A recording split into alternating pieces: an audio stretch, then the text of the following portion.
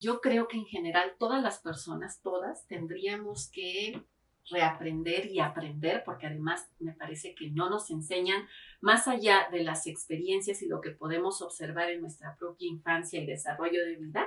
No hay una clase o un curso especializado que nos enseñe cómo amar, la verdad. Let's talk about love,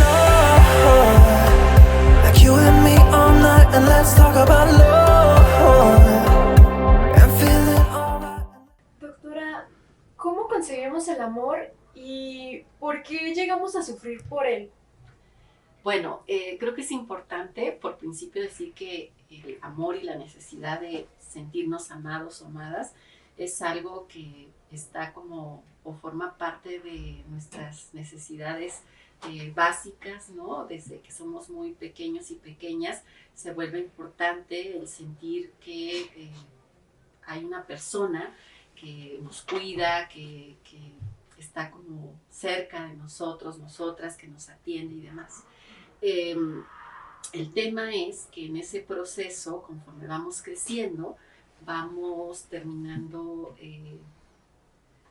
pues, como influidos o influidas por toda esta construcción de una forma muy particular, de un sentido muy particular de vincularnos, que es el famoso amor romántico, ¿no?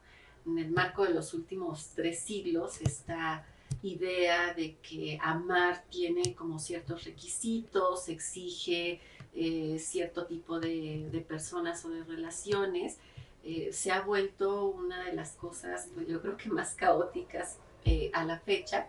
¿Por qué? Porque justo supone, y creo que eso es muy importante, al margen de esta necesidad afectiva y de apego que los seres humanos podemos tener a lo largo de nuestra existencia, cultural y socialmente se van creando parámetros, reglas, normas que dicen con quién es adecuado, cuándo es adecuado, dónde no, cómo sí, y en ese proceso el amor romántico en particular es una versión, una forma de construir esta idea del amor que ha abonado a relaciones saturadas o con alta posibilidad de violencia, de desigualdad, de roles muy diferenciados por parte de las personas, sobre todo porque tiene una lógica muy heterosexual en la que se asume que tiene que ser una relación entre un hombre y una mujer, y en esa mirada, en esa dinámica, las mujeres ocupamos un lugar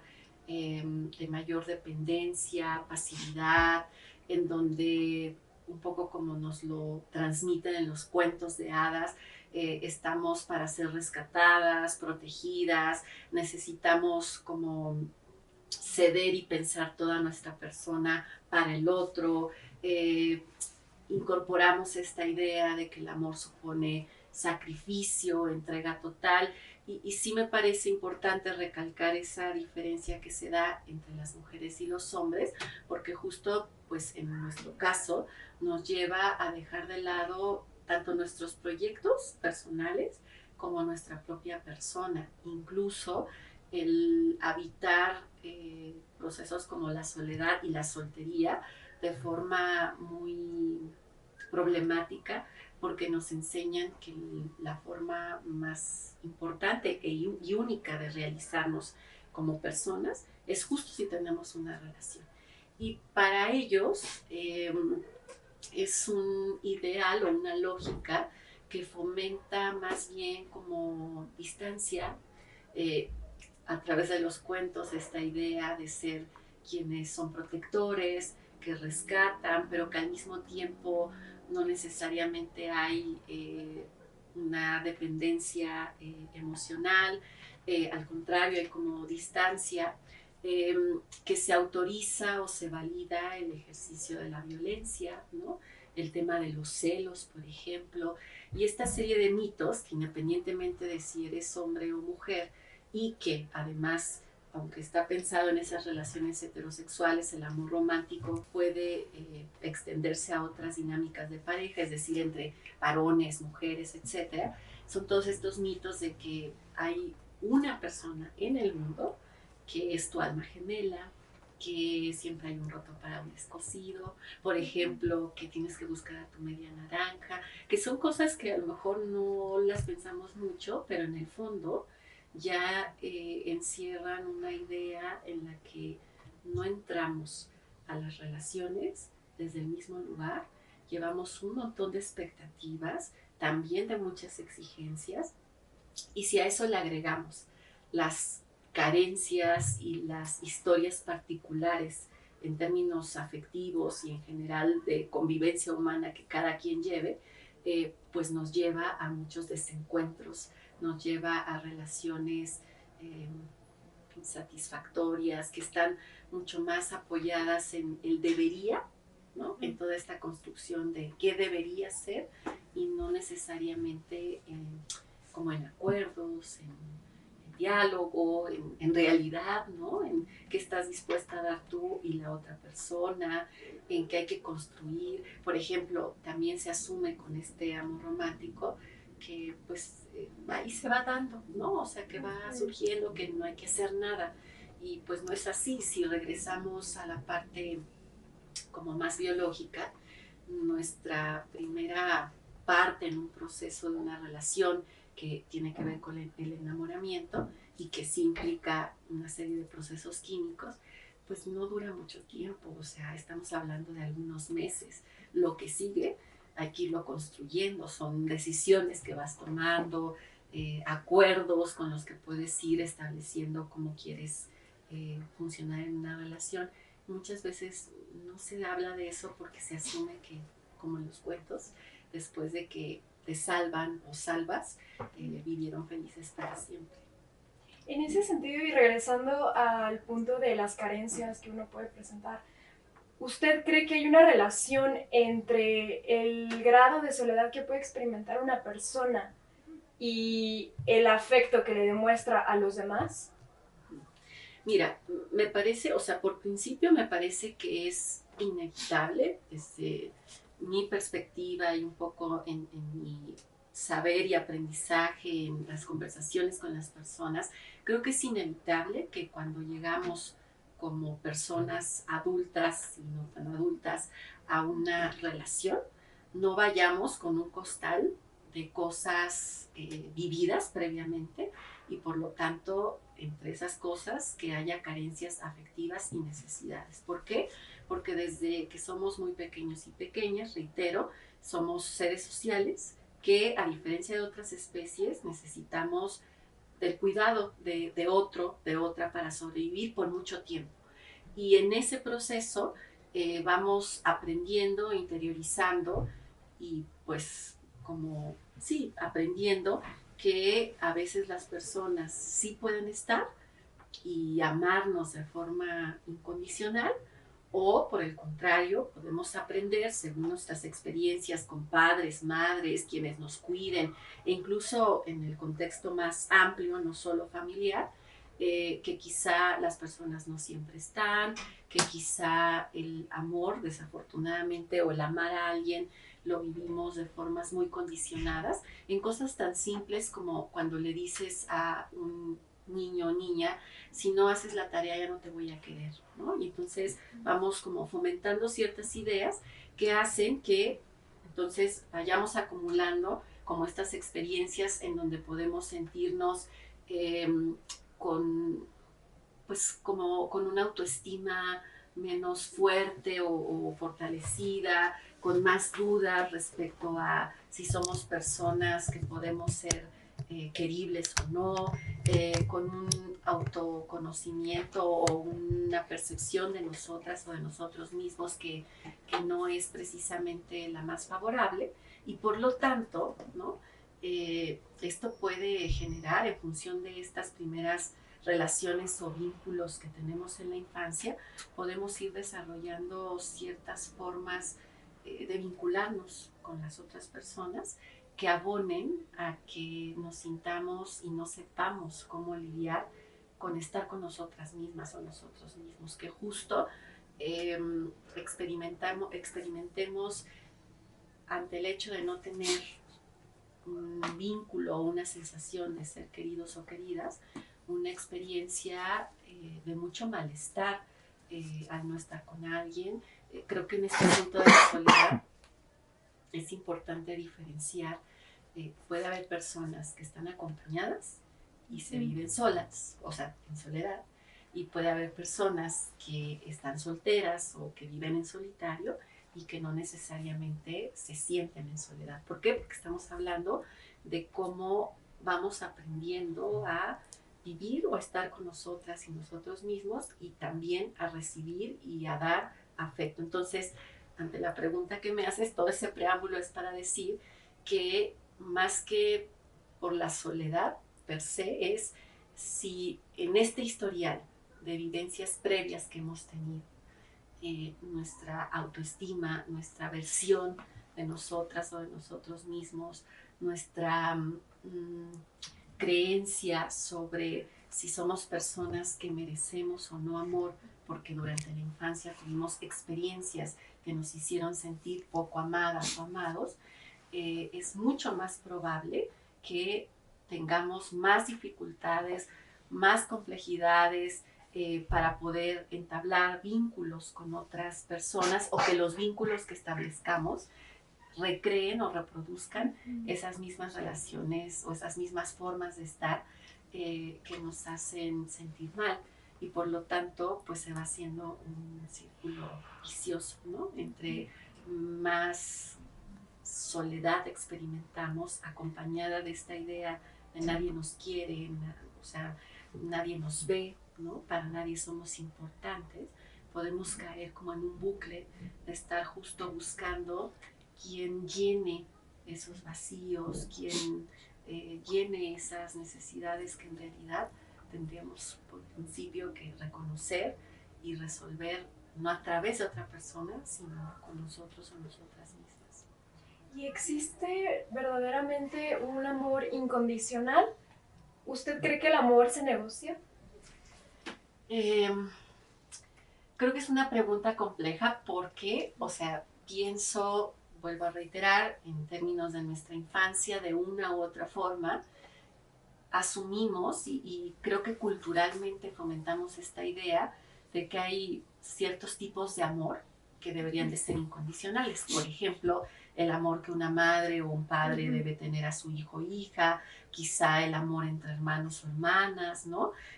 Por poner algún ejemplo, o el amor de los hijos e hijas hacia las madres o los padres. Pero al final, pues creo que hay, o sea, que eso está también atravesado por cuestiones culturales y que es difícil, quizás escuche algo drástico de mi parte, pero me parece que todas las relaciones humanas suponen algún tipo de intercambio social y afectivo. Es decir, sí, podemos querer a alguien muchísimo, pero al final esperamos cierta reciprocidad, que puede ser solo en términos afectivos. Entonces, pensar en un amor incondicional me hace, digamos, traer a la mente que hay también ahí toda una construcción, sobre todo hablando de este amor romántico, de que las personas tendrían que querernos pues solo porque somos nosotros o nosotras y porque así es. Y si te enamoras además de tu media naranja, de con quien tienes el hilo rojo, de la única persona en el mundo que es para ti, pues creo que abona mucho más a esta idea de tendrías que quererme solo por quererme, ¿no? Y me parece que no, que el amor, vuelvo a reiterar, es o supone pues es un proceso y supone una serie de acuerdos, de negociaciones, de intercambio, ¿no? Alguna vez recuerdo a mi propia terapeuta diciéndome, en las relaciones, Tania, a veces te toca cuidar y a veces ser cuidado, y se requiere jugar ambos papeles, porque si solo juegas un lugar, bueno, termina siendo cansado para ambas partes, ¿no? O sea, necesitamos un poco este sentir que damos y que recibimos. Y eso no, diría yo, no le resta valor al hecho de amar, pero me parece mucho más realista entender o plantear que hay que trabajarlo, que no es algo que se dé en maceta, ¿no? Que siembras una semillita y listo, crece solo con sol y agüita, ¿no? Pues hay que ser un poco más al respecto, porque si no, pues justo vamos cayendo en este proceso de frustraciones, de expectativas no cumplidas, porque tú llegas con, no, esta persona, o sea, me tiene que amar a tal grado que casi tiene que vivir por mí, ¿no? No puede estar sin mí. Y eso es donde el amor romántico, yo creo que una particularidad es que convoca mucho a esta idea de fusión, de que pierdes individualidad, de que dejas de ser tú. Y entonces asumes que la otra persona pues tiene que vivir no solo contigo, sino a través de ti y tú a través de la otra persona. Y eso me parece que termina siendo muy nocivo. Claro. Vemos ahora en redes sociales y en muchos lugares que cada vez los hombres van más a terapia. Parece que hay grupos que están hablando del sufrimiento dentro de la pareja.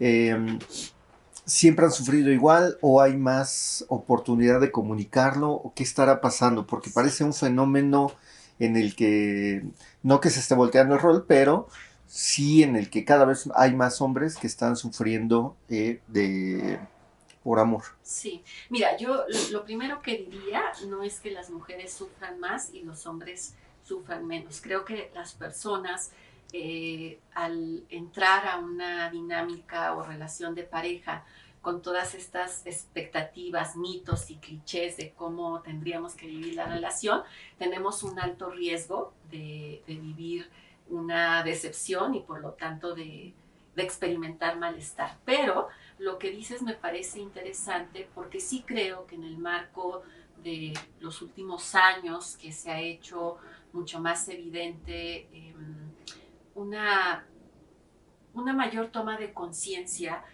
por parte de las mujeres y en general, o sea, de todas las personas, pero creo que particularmente de las mujeres, sobre los roles de género, las expectativas que hay alrededor de ellas, sobre lo que supone seguir estos roles de género y que han venido problematizando el, bueno, ¿y por qué tendría únicamente que realizarme al ser madre o ser esposa, si yo también tengo otros sueños, si yo también quiero estudiar una carrera, viajar, trabajar, etcétera?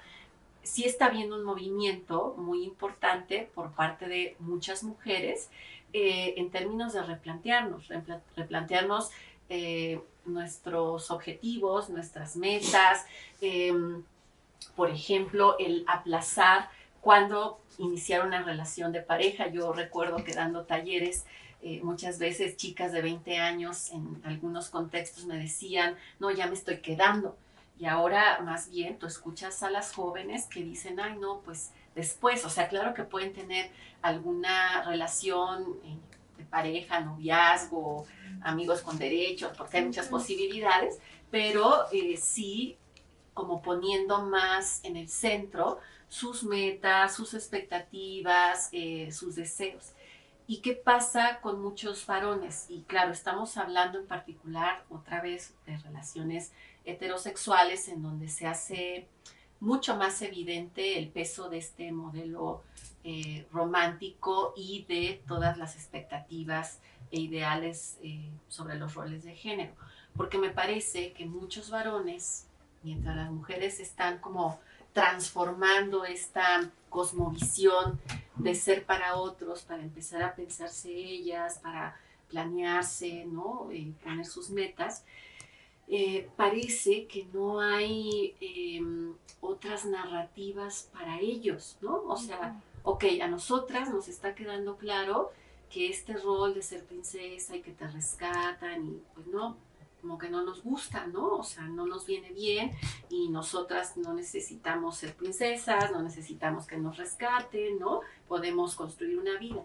Pero parece que hacia ellos no necesariamente hay como eso, otras narrativas, otras posibilidades y quizá muchos se están quedando en este mismo rol de, ok, pero yo tengo que ser el protector, el que rescata, el fuerte, el proveedor, el que hace tal. Y si las chicas nos estamos desplazando de ese lugar, pienso que para muchos varones la construcción de su propia identidad, de su concepto de sí mismos, se está viendo muy limitado ante los cambios sociales, se está viendo corto, o sea, se está quedando como, pues sí, sin posibilidades de coincidir. Yo escucho tanto en clases como en consulta a las chicas diciendo, pues es que yo busco a un chavo que sea mi par, ¿no? Alguien que quiera como yo compartir proyectos, ¿no? Alguien que le quiera entrar, por ejemplo, si vamos a tener hijos o hijas, a la crianza por igual o a las labores del hogar. Y entonces, claro, cuando salen a buscar o a ver qué hay, ¿no? En el mercado, pues resulta que no hay muchas de esas posibilidades, que muchos chicos o varones se han quedado en esta forma estereotipada de ser hombre en general y en las relaciones, y que siguen todavía con una limitación muy importante en términos de mostrar sus afectos, de externar lo que sienten, porque siguen asociando que eso es una muestra de debilidad. Entonces, ¿qué pasa? Que hay desencuentro entre las parejas, ¿no? Que hay como, no sé, chicos que sienten o varones que sienten que las mujeres están usurpando sus lugares. Recuerdo en una investigación, una entrevistada decía, ella como muy empoderada, ¿no? Con un trabajo muy exitoso y demás, y coincide con un chavo. Ella era una mujer y un chavo mayores, de quizá unos 50, y él le dijo, perdón, pero no estoy acostumbrado a salir con mujeres como tú, que pues que pueden todo solas, ¿no? O sea, como yo, ¿qué hago aquí?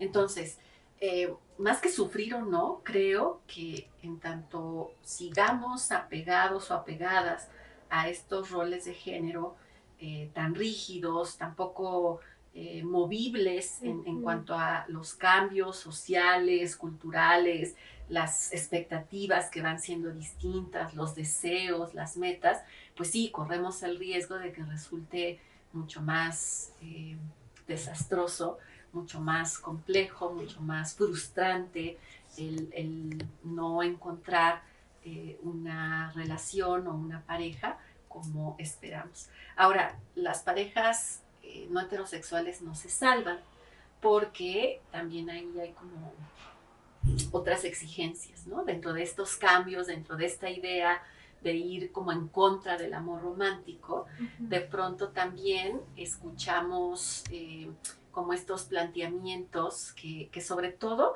me parece, se siguen gestando mucho más en varones que en mujeres, sean heterosexuales o no, del no compromiso, de mejor vamos por el free, para qué es necesario ahorita ponerle nombre, ¿no? O vamos a entrarle a la onda del poliamor, o vamos a tener una relación abierta, que no estoy problematizando que existan esas otras formas de vincularnos, porque también el tema de la monogamia y la exclusividad tiene que ver con este modelo del amor romántico, pero me parece que en algunos casos puede ser como una forma escapista. Lo único que estoy diciendo es que sea una relación que dure lo que dure, sea una relación nutricia, sea una relación en la que te sientes con ganas de estar, ¿no? En la que sientes que hay crecimiento, que se comparten cosas, que existe una equidad, no solo en términos de género, sino en todo, en cuanto a lo que das y lo que recibes, etcétera. Entonces, más bien pensaría que más que reproducirse esos clichés, lo que sí puede pasar en cualquier relación es que si no tomamos conciencia y no nos trabajamos, no reconocemos nuestras carencias, no reconocemos todas estas exigencias y no reconocemos que el otro, la otra, también es una persona que llega con su propia carga, ¿no? De expectativas, de carencias y demás, pues hay una alta probabilidad de que no la pasemos bien, ¿no? Doctora, ¿se puede afirmar que nos concentramos más en ser amados que en amar? No diría, o sea, no lo afirmaría, pero sí creo, regresando a lo que ya he dicho, que como parte de nuestra particular naturaleza, ¿no? Humana, es decir, cómo nos desarrollamos, la importancia que tiene el que seamos seres sociales, sí creo que desarrollamos y aprendemos a través del tiempo esta idea de que es muy importante ser amados y amadas, que es muy importante ser aceptados y aceptadas, ¿no? O sea, creo que sí es algo que se vuelve fundamental en nuestra especie. Quizá alguien diría en otras especies también para sobrevivir, ¿ok? Pero en el caso de la nuestra es más complejo porque hablamos no solo de una cuestión evolutiva, sino además de toda esta complejidad que supone el hecho de poderle dar un significado, interpretar y construir cosas alrededor de ello. Entonces, más que afirmar que le destinamos más tiempo a eso de querer ser amados o amar, creo que sí hay como todo tanto una tendencia, una necesidad y una mayor prestarle más atención a esta idea de querer sentirnos así, y quizá vamos dejando de lado, aunque decía hace un rato que toda relación, cualquiera que sea, supone reciprocidad y que por lo tanto para recibir ese amor desde quien sea, pues supone también hacer algo al respecto, ¿no? Entonces creo que pensamos menos respecto a qué implica que yo ame, qué implica amar a otra persona, ¿no? Más allá de lo que los mitos, los clichés y los estereotipos dicen, o sea, realmente qué supone amar a alguien, ¿no? Qué supone, pues sí, como compartir la vida o un proyecto o un espacio con alguien.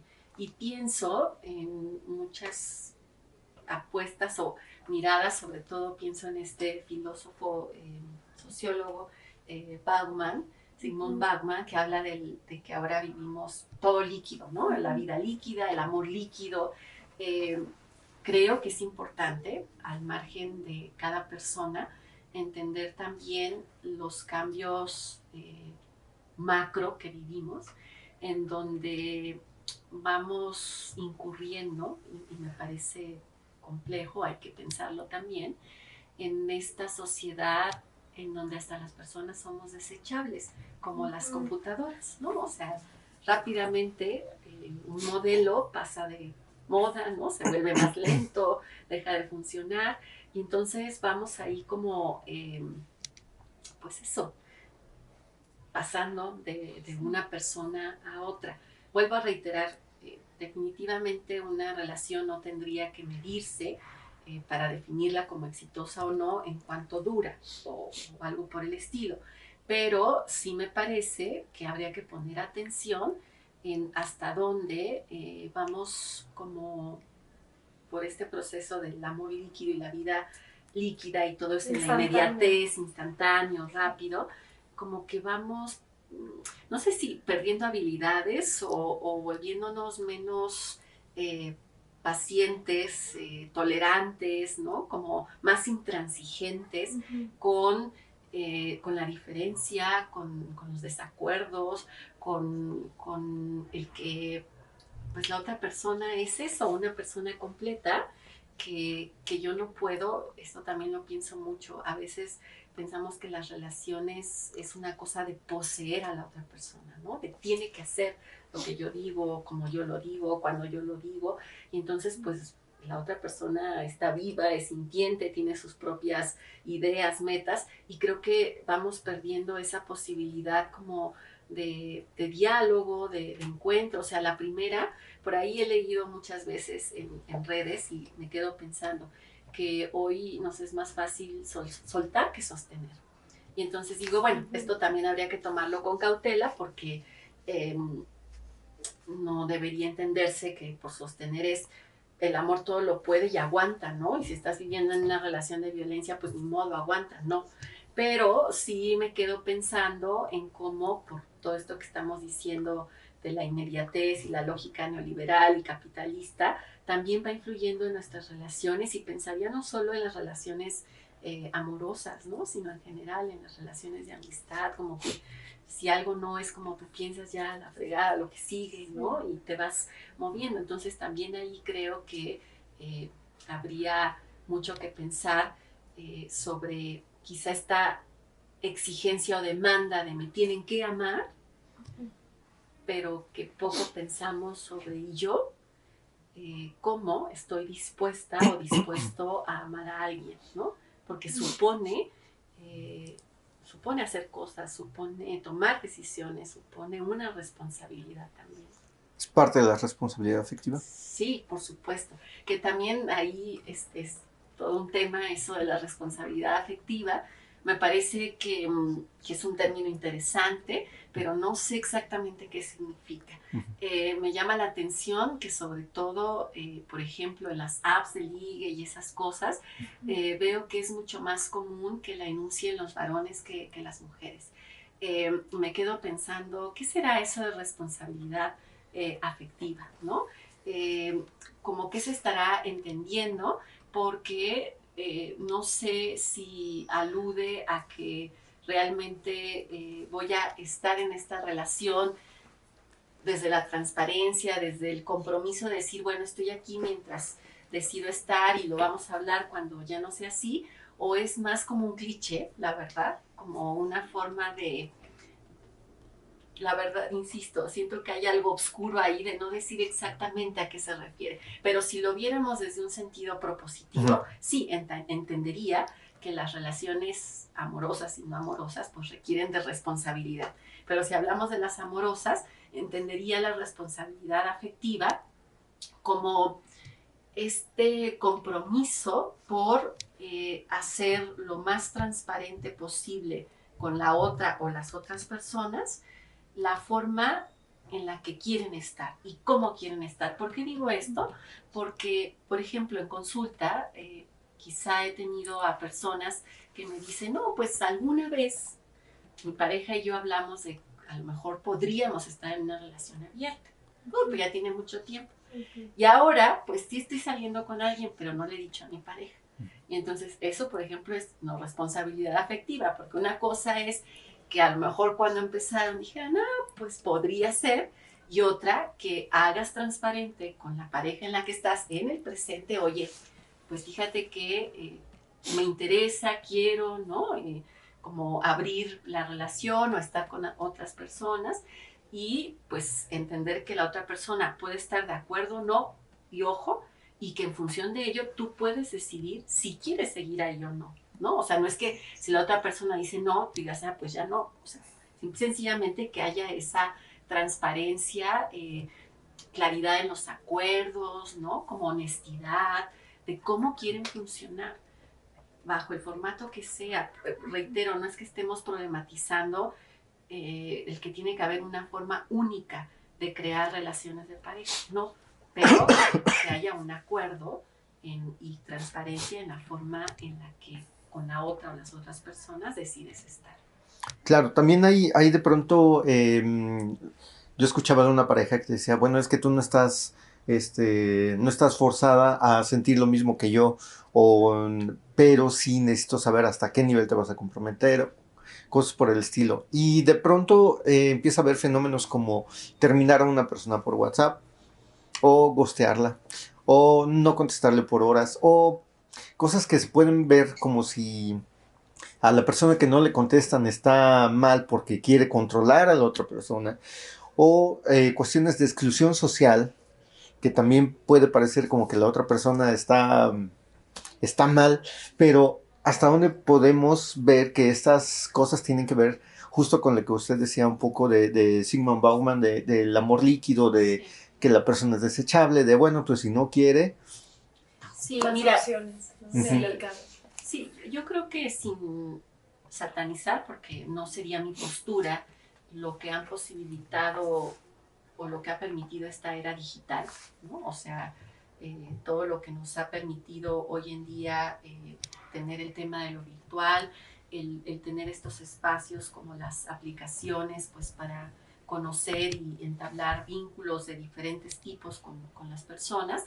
Eh, sí me parece que hay ciertas características o condiciones en estas posibilidades donde no estás cara a cara con alguien que podrían abonar a que haya estas acciones poco propositivas de descuido, incluso violentas, ¿no?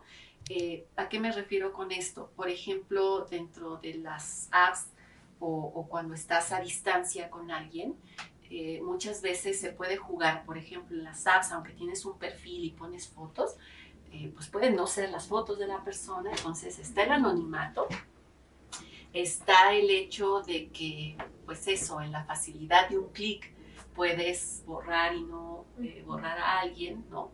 Eh, y me parece que pues ahí también habría que como entender y dimensionar cuando tú entras a uno de estos ejercicios, por ejemplo, si entras a una app que es diferente a que tú conocieras a alguien, pues sí, literal es como, bueno, esta persona no me gustó cómo platicamos y pues mejor cancelo el match, pero puede ser que ya es alguien con quien estás platicando, llevan tiempo y de pronto desapareces, ¿no? Y le dejas de responder. Ahora, puede pasar con todo, o sea, puede pasar también en personas que sí se ven y que de todas formas no les respondes, ¿no?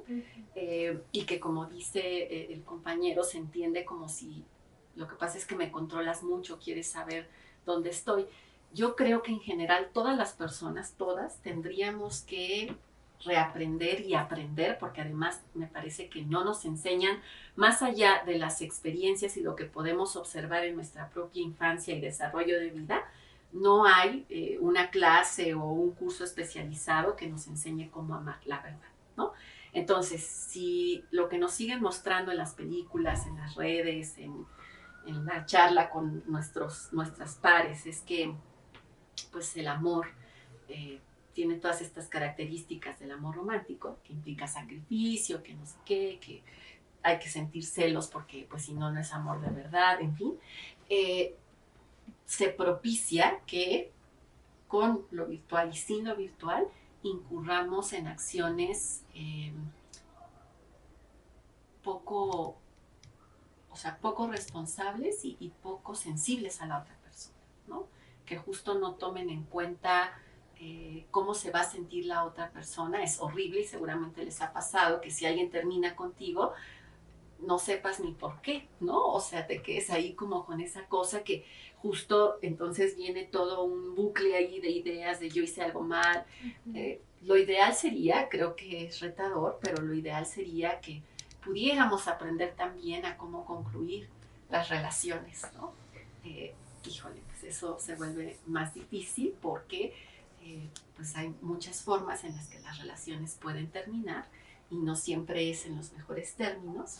Y por lo tanto, pues ya, o sea, te quedas con lo que te quedaste. Pero sí me parece que en esta cuestión de lo no presencial y de los nuevos, de lo que posibilitan estas otras formas de vincularnos, se abren espacios para incurrir aún más en acciones de poco cuidado hacia la otra persona y quizá también de poco cuidado hacia nosotros o nosotras mismas. Es inevitable pensar que tenemos cada vez más posibilidades de comunicación, celulares, computadora, todo. O sea, es muy difícil que alguien se quede incomunicado, a menos que sea algo muy drástico. Y de pronto aplicamos contacto cero con una persona. ¿Cómo podemos conciliar de alguna manera que tengamos toda esta tecnología y que tengamos también estos, no sé si son conductas o comportamientos, pero que nos hacen daño tanto a nosotros como a la persona que se supone que queremos o queríamos o que con la que teníamos una relación? Mira, pienso varias cosas. Primero, creo que es importante, justo dices, hoy es imposible que una persona no esté comunicada. Pero entonces también hay que problematizar la sobreexigencia a estar comunicados y comunicadas. ¿Por qué lo digo? Porque un desencuentro en una relación de pareja puede ser si tú ves tu celular y ves que la persona te puso en visto o que está en visto y que no te ha contestado, ¿no? Y lo que quiero decir es que son dinámicas que si yo pienso en los tiempos de antes, cuando no había estas cosas, y lo que hacías era mandarle un telegrama a la persona con la que querías tener alguna comunicación y tardaba meses en que le llegara y meses en que quizá tuvieras una respuesta y de todas maneras había una sensación de relación. O sea, creo que es importante pensar en cómo los cambios tecnológicos, contextuales y culturales también van generando cambios, pero también, o sea, y por lo tanto necesidades y demandas nuevas. En ese sentido, ya en concreto con el contacto cero, yo creo que no hay una regla. Yo les voy a decir mi particular punto de vista. Yo soy feminista y dentro de la mirada de muchas compañeras feministas hay una apuesta porque aprendiéramos a terminar las relaciones, sobre todo las relaciones amorosas, en mejores términos. Lo cual, un poco, y lo pongo, pensemos lo que nos venden algunas series, algunos programas, por ejemplo, de Friends, por poner un ejemplo. Todos, todas son amigos de todos y anduviste con tal, pero luego andas con tal, pues son amigos y vas a su casa. Digo, está increíble, qué bueno. Pero me parece que se nos olvida, y por eso digo mi punto de vista, se nos olvida que en el proceso de las relaciones se juegan muchas cosas de nueva cuenta, entre nuestras carencias, necesidades, la forma de procesar las cosas que ocurren, los contextos o circunstancias particulares y las formas, razones por las que termina una relación, ¿no? Pueden llevar a que las circunstancias de terminación sean muy disparejas para las partes involucradas. Por ejemplo, si vives una situación que la pareja o una de las partes apalabra como infidelidad, es muy diferente a alguien que después de dialogarlo, de ir a terapia de pareja, dicen, ¿sabes qué? Pues mira, ya hicimos lo que pudimos, la verdad es que no estamos cómodos, vamos a concluir, ¿no? Y entonces, claro, pues tal vez esa pareja diga, bueno, sí, y podemos seguir siendo cuates y todo súper cool, pero quizá esta relación, estas personas en donde hubo una situación que se apalabró como infidelidad, pues no se viva así. Entonces, respecto al contacto cero, yo lo que diría, una cosa es que estando en una relación no contestes, ¿no? Apliques la ley del hielo, hagas, pues sí, esta cosa del silencio largo, porque entonces estamos hablando de formas de violencia.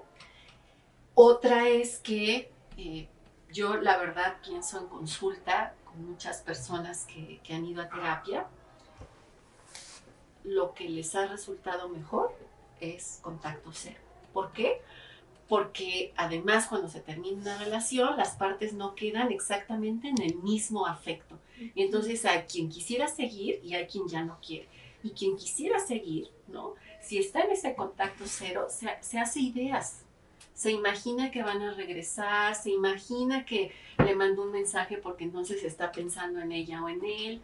Entonces me parece que yo ahí, Tania Rocha, diría, más que una regla, creo que depende muchísimo de las circunstancias, de cómo quedan las personas, de qué tan lastimada está la relación, las personas en el proceso y de lo que finalmente cada persona necesita en su propio proceso de autosanación. Y ahí, digamos, no hay como una forma de intervenir y decir, no, esta es la mejor manera.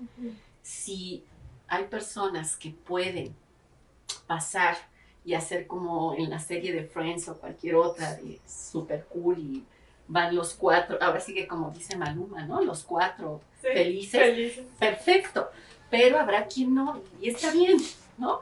Lo que no se vale, y eso también hay que decirlo, es que desafortunadamente hay relaciones y personas que en su forma de relacionarse son tóxicas, tanto en cómo se relacionaron como en cómo terminan, porque terminan y siguen persiguiendo, acosando, ¿no? Hostigando, según sea la situación, a la persona a través de redes, apareciéndose en lugares donde la persona iba. O sea, también ahí tendríamos que cuidar pues que no estemos incurriendo en esa toxicidad, ¿no? Si algo termina, pues termina. Sí. Bueno. Hemos hablado de relaciones interpersonales en todo este tiempo. Ahora, regresando a nosotros y nosotras mismas, ¿cuáles son técnicas para mejorar, si se puede usar esa palabra, el amor propio? Ok. Creo que es muy importante tu pregunta antes de responder las técnicas, que no sé si hay técnicas como tal, pero entiendo, poner esto del amor propio. Por una parte, o sea, una parte de mí como psicóloga y como especialista en los temas diría, es súper importante para poder aprender a vincularnos con otras personas, saber vincularnos con nosotros y nosotras mismas. Cuando te decía, saber mis carencias, saber las necesidades, ser consciente de lo que quizá quiero que la otra persona cubra, porque es un hándicap o un obstáculo que yo tengo ahí, el poder hacer conciencia de eso, el poder tenerlo presente y trabajarlo, ¿no? No solo decir, ay, pues sí, es que tuve una vida bien jodida, porque pues eso tampoco sirve. O sea, es, ok, sé qué me pasa y trabajo en ello, busco ayuda profesional, ¿no? Me hago consciente de esas necesidades y aprendo a habitarme y a convivir conmigo en el marco de esas carencias, de esas frustraciones.